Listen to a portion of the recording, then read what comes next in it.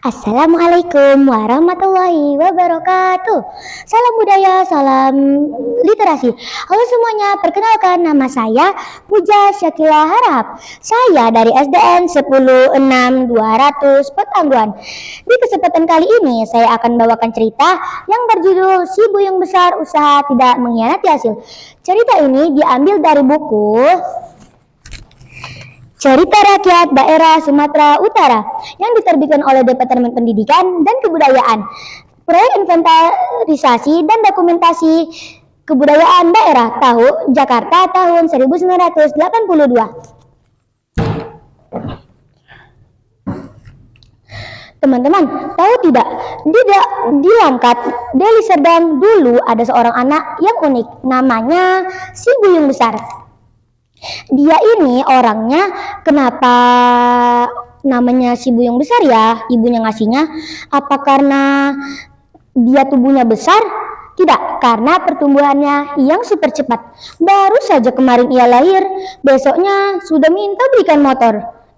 Tidak deh, maksudnya pertumbuhan cepat itu pertumbuhannya lebih cepat daripada anak-anak seusianya. Si Buyung ini punya hobi yang sedikit aneh. Ia memanjat pohon sambil membawa kapak dan bernyanyi.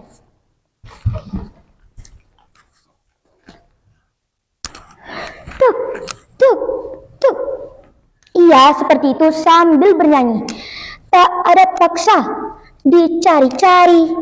Ada paksa, dibuang-buang. Tralalala, trililili. Begitu setiap ia memanjat pohon. Ayahnya bingung, ibunya apalagi. Lagu apa itu Yung? Kayak lagu agen mata-mata saja. Tapi si Buyung hanya tersenyum. Ayahnya takut anaknya berkurang 1 ons. Lalu ayahnya menitipkannya ke Datuk Pengulu untuk dididik. Singkat cerita, Buyung sudah besar dan ia meminta modal ke Datuk untuk berlayar. Namun barang dagangnya aneh.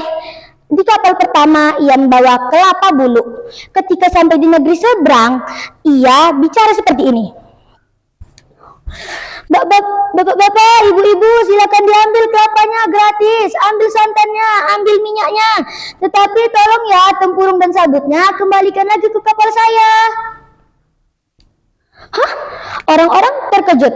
Ini saudagar atau tukang rongsokan. Namun mereka senang. Buyung pulang. Pelayaran kedua, ia membawa padi. Tetapi ketika sampai di negeri lain, ia memberikan isinya secara gratis. Tetapi kulitnya ia bawa pulang lagi. Awak kapal sampai menggerutu. Ini bos kita kayaknya kebanyakan makan micin deh.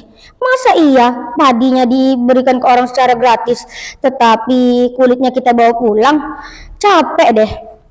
Namun si Buyung hanya terdiam. Ia tahu hal yang tidak diketahui oleh orang lain. Ketika ingin pulang, mereka mengingat masih ada pelayaran ketiga.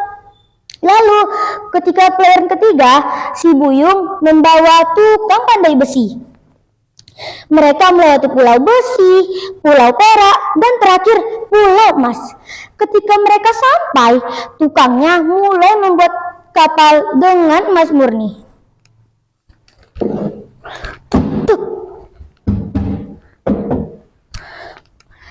Ketika mereka ingin pulang, tiba-tiba kapak Buyung jatuh ke dalam air. Lalu si Buyung buru-buru menyebur ke dalam air.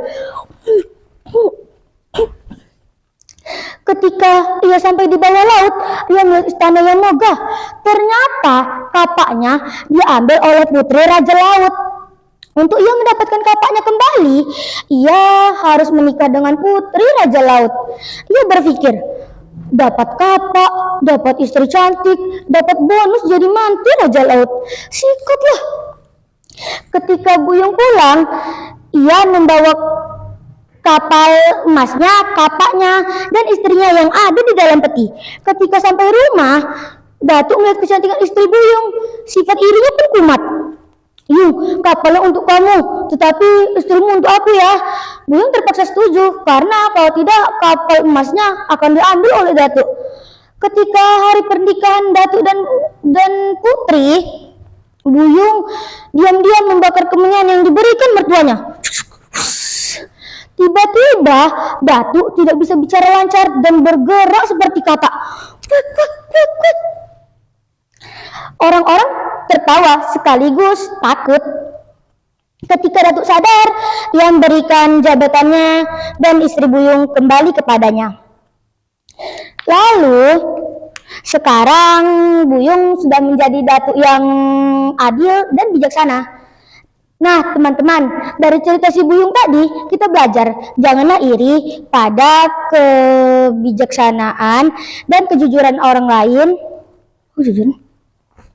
Karena apapun yang kita lakukan itu akan berbuah manis, tetapi harus dilakukan dengan baik ya.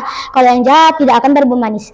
Seperti tidak ada paksa dicari-cari, ada paksa dibuang-buang. Saya Puja Syakila, salam literasi. Assalamualaikum warahmatullahi wabarakatuh.